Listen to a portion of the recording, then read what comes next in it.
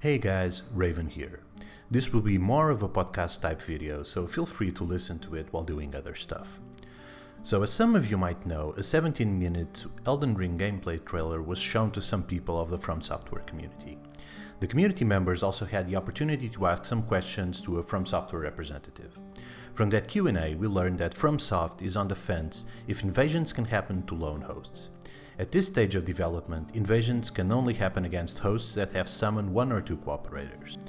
As expected, this issue has raised some eyebrows in the From Software invading community, with some people speaking in favor of invading lone hosts and some people agreeing with the possibility of only invading parties. And again, this matter seems not to be settled even inside From Software, and according to Cass, senior editor of Extra Life, which was one of the people that attended the viewing of the trailer and subsequent Q&A, From Software might want to hear from the community in this regard. As a small content creator, this is my contribution for that discussion. First of all, invasions are a way of balancing the game. If a host summons help from a human player, the game becomes easier from it. This might take away from the sense of achievement from overcoming hard obstacles. The game then tries to balance itself by allowing the party to be invaded. Overcoming the invader and beating the area boss would, again, restore the sense of achievement for host and party. I have touched upon this issue many times in this channel. But this is only the mechanical reason for invasions. This poses other questions of a less direct nature, such as, are invasions only a way of balancing the game, or can they serve other purposes? Are invasions against solo hosts or parties different from one another other than the number of players involved? What impact can lone host invasions or lack thereof have in the longevity of the game? For me, lone host invasions are very different from party invasions. They are more intimate. The best analogy I could find is the following. I like to hang out with a group of friends, as many people do, but then I know that I'm not truly with each of them. I am within a group. That entity, the group, has different dynamics than any of us that are a part of it. It's a separate entity, if you will. That's why I also enjoy to talk to each of my friends separately. You often only get to know another person if you hang out with them individually. Both options are great, to be in groups and to be with the individual people that comprise the group, but for different reasons. You have felt it while invading. The tempo, the range of expression, the thoughts we have while invading groups or lone hosts are completely different. Invading a party often is limited to killing or be killed by the party. There is no emotional broadband in most instances. They are more and you are less. They feel they can kill you easily and so they will try. You, as the invader, will try to prove them wrong. No quarter is asked and no quarter is given. With lone hosts, there are many other things at play. Will the lone host fight or flee? Will the invader give the host valuable items for its bravery before a fight to the death? Will the invader show the host hidden treasure or lure him to deadly traps after gaining its trust? Or will the invader remove itself from the invasion if the host asks for it? The complexities and nuances of lone host invasions are a boon to the game, and they are not present in most party invasions. But besides the philosophical differences between invading groups or lone hosts and the different dynamics that are then created, there are a lot of justifications on why lone host invasions are good for a game. First of all, many if not most players play the game alone. This means that they will never experience an invasion, which is the most unique mechanic in From Software games.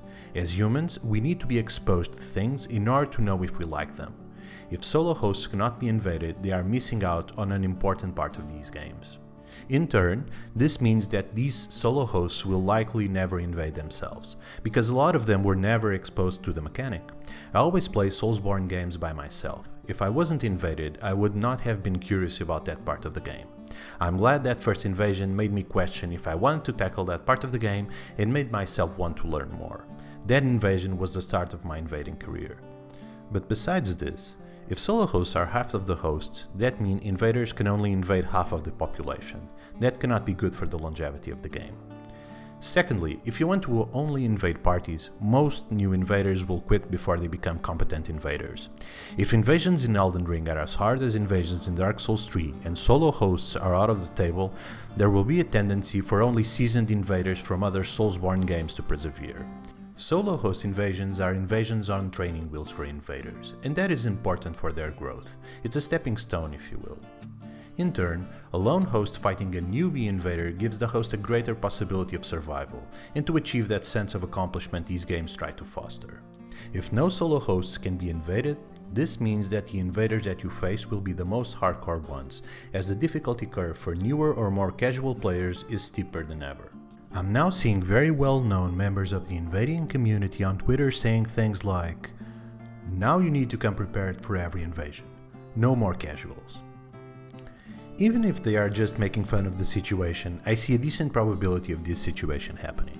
A similar situation to this happened in Bloodborne, as in that game you could not be invaded if playing solo except from in one mandatory area and an optional one. Maximum lethality was fostered then. This issue was also compounded by the existence of powerful blood gems, but I digress. If you were invaded in Bloodborne, you better be a good player, or else you and your party were most likely dead.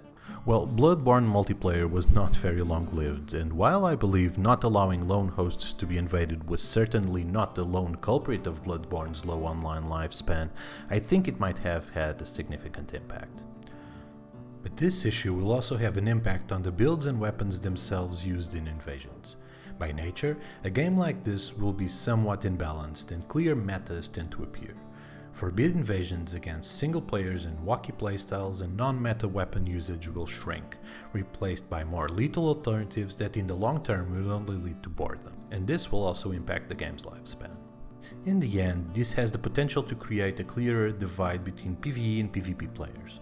Less hosts want to learn to invade because of the steeper learning curve, and less invaders want to play more PvE in order to create PvP builds because less builds are viable. All of this said, lone hosts need to be protected. There are a variety of ways to do this. Hell, go even further than what was given in Dark Souls 3 for lone hosts. Give hosts a 10 or 15% weapon buff damage.